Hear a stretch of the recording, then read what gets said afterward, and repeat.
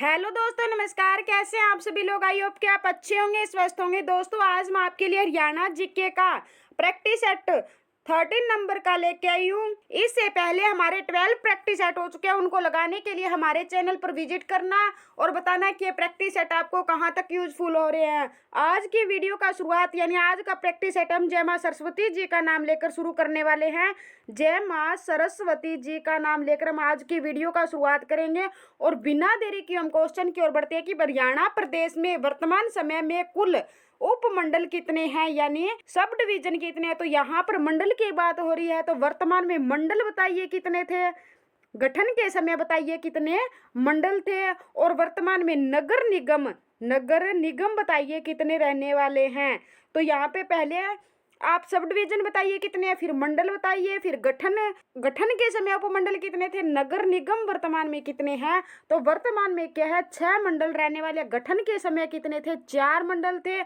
और नगर निगम पूछ ले तो वर्तमान में कौन सा है, कितने रहने वाले हैं, टोटल 11 नगर निगम रहने वाले हैं। अब क्या है, हरियाणा में वर्तमान में क्या है, उपमंडल पूछ रखे हैं। तो उपमंडल कितने रहने वाले हरियाणा में, 80 वर्तमान में क्या है, उपमंडल है, जो कि ये ऑप्शन में नहीं है। इसका राइट आंसर 80 हो जाएगा, यानी 80। नेक्स्ट क्वेश्चन, हरियाणा में वर्तमान समय में कुल कितनी तहसील है, तो ये पूछ रखा है। तो आप इसका क्वेश्चन मुझे आंसर बताइए। तो इतने में आप बताइए हरियाणा में बस डिपो कितने हैं, बस डिपो बताइए।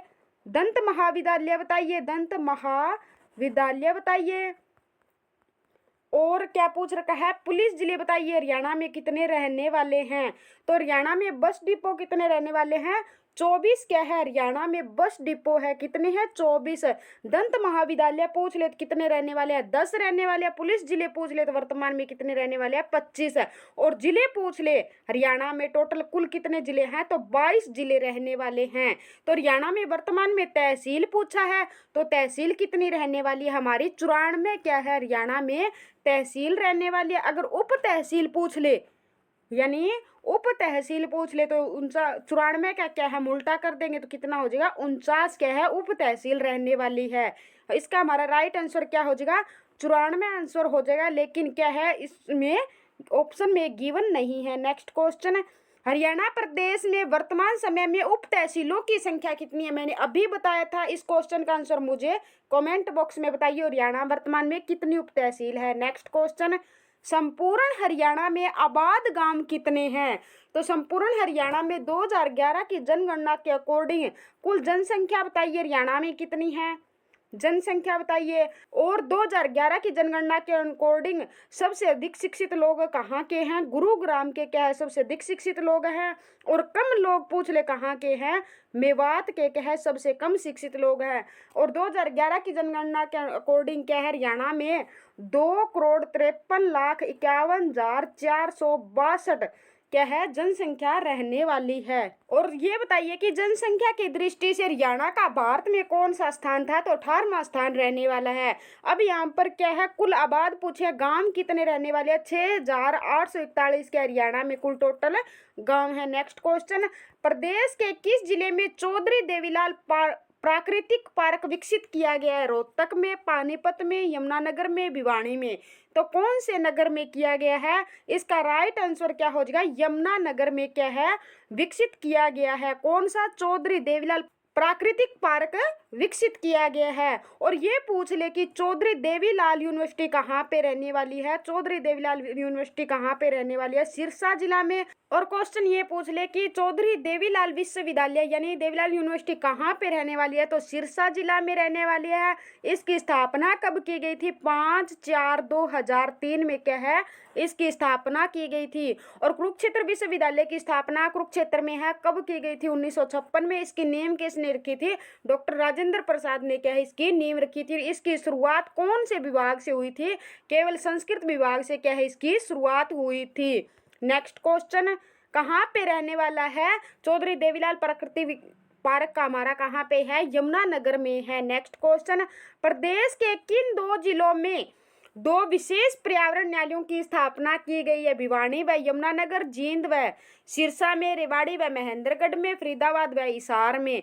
तो इसका हमारा राइट आंसर क्या हो जाएगा, फरीदाबाद व हिसार में क्या है, पर्यावरण न्यायालयों की स्थापना की गई है। डी इसका राइट आंसर हो जाएगा। नेक्स्ट क्वेश्चन, राज्य में औषधि वृक्षों का रोपण हेतु वनस्पति वन योजना कब लागू की गई थी?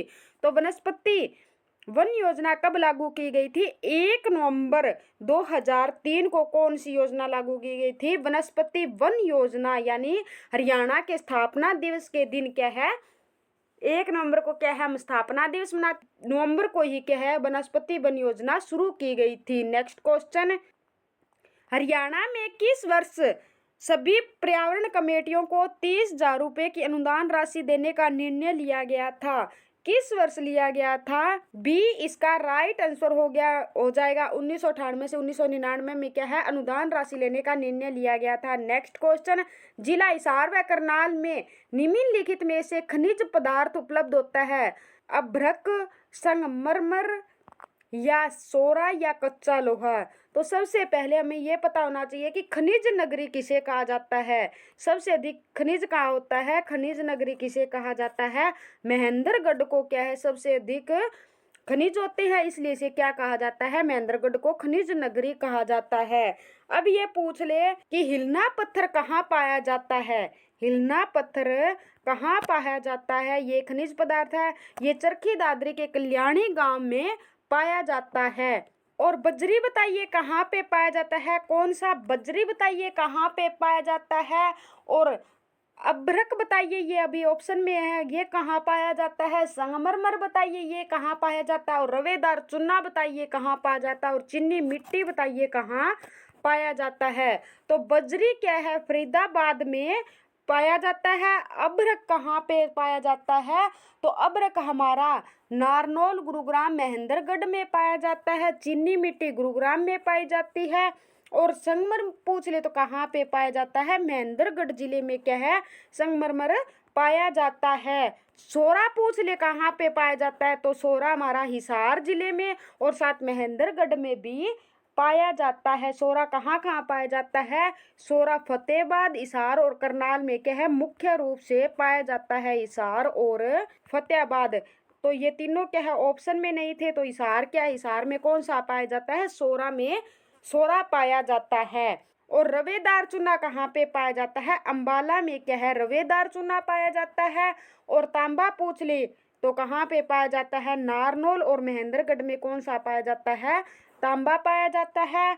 और ये आज की क्वेश्चन, भवन निर्माण सामग्री सबसे ज्यादा कौन से जिले में पाई जाती है? तो भवन निर्माण सामग्री सबसे ज्यादा कहाँ पे पाई जाती है? गुरुग्राम में क्या है, भवन निर्माण सामग्री पाई जाती है। नेक्स्ट क्वेश्चन, हरियाणा के किस जिले को बासमती चावल के उत्पादन में विश्व प्रसिद्ध होने के कारण धान का कटोरे के नाम से भी जाना जाता है? वो कुरुक्षेत्र जिला हो सकता है, करनाल हो सकता है, जींद हो सकता है या हिसार हो सकता है। तो यहाँ पर क्या है, सबसे ज्यादा कहाँ पे, तो सबसे ज्यादा इसका क्या हो जाएगा, किसे कहा जाता है धान का कटोरा? तो करनाल जिले को कहा जाता है। यहाँ पर क्या है, बासमती चावल सबसे ज्यादा करनाल, कुरुक्षेत्र और कैथल में क्या है, सबसे अधिक चावल होते हैं। लेकिन बासमती चावल पूछ ले सबसे ज्यादा कहाँ पे होता है? करनाल जिले में होता है। जींद को क्या कहा जाता है? जींद को हरियाणा का हार्ट कहा जाता है। यहाँ पर कौन सी नस्ल की भैंस पाई जाती है? मूरा नस्ल की भैंस पाई जाती है। वैदिक सभ्यता का पालना पूछ ले किसे कहा जाता है? तो कुरुक्षेत्र को कहा जाता है। हिसार जिले में क्या है, फिरोज शाह तुगलक ने गुजरी महल का निर्माण करवाया था, जो कि दिल्ली सल्तनत की सबसे सुंदर इमारत रहने वाली है। हिसार में और क्या रहने वाली है? लाट की मस्जिद भी रहने वाली है। और यहाँ पर क्या रहने वाला है? केंद्रीय असम प्रजनन केंद्र कहाँ पे रहने वाला है? हमारा हिसार जिले में रहने वाला है। और भेड़ प्रजनन केंद्र भी कहाँ पे है? भेड़ प्रजनन केंद्र भी हमारा हिसार जिले में रहने वाला है। और करनाल जिले में, और ये बताइए कि राष्ट्रीय डेयरी अनुसंधान संस्थान कहाँ पे है और इसकी स्थापना कब की गई थी करनाल में? तो सबसे पहले क्या है, राष्ट्रीय डेयरी अनुसंधान संस्थान की स्थापना सबसे पहले 1923 में कहाँ पे होती है?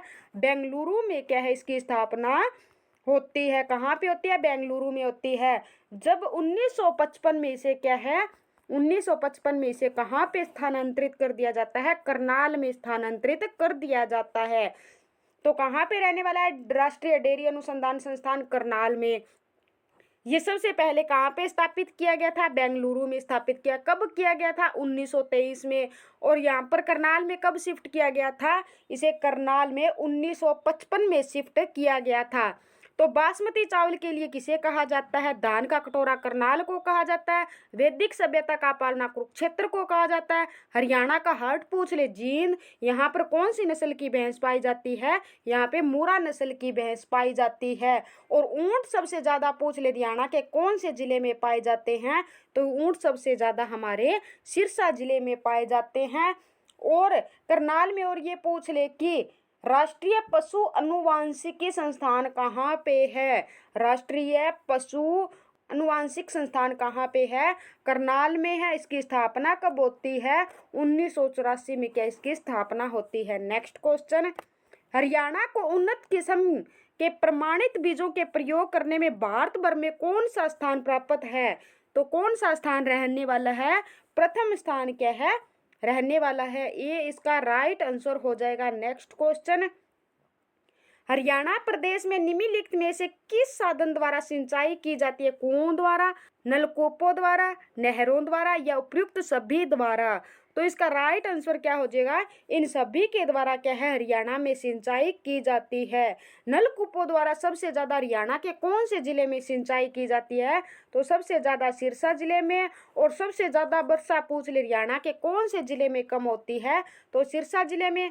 और ज्यादा पूछ ले तो सबसे ज्यादा स्थान देकर पूछ ले तो कहाँ पे होती है? छछरौली में होती है। और ये पूछ ले कि छछरौली का विद्रोह कब हुआ था? तो छछरौली का विद्रोह 1818 में हुआ था। इसका नेतृत्व यानी किसने किया था? तो जोधा सिंह ने क्या है 1818 का विद्रोह किया था। रानिया का विद्रोह भी कब होता है? 1818 में होता है।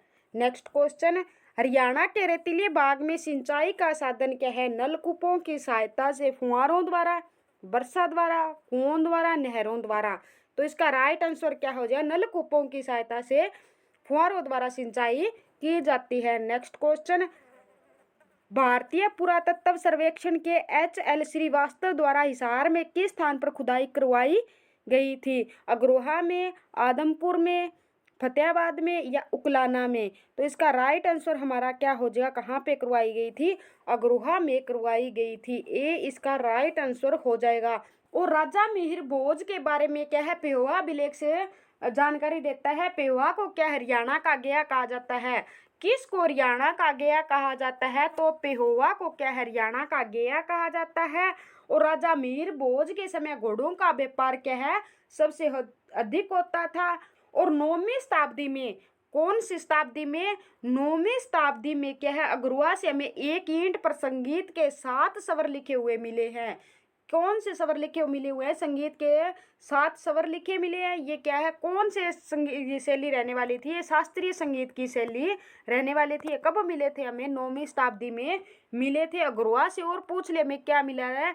एक हमें मृद भांड भी क्या है? हमें कहाँ से मिला है? अग्रोहा से मिला है। और पूछ ले हमें अग्रोहा से क्या मिली है? सूर्य देवता की मूर्ति मिली है। किसकी?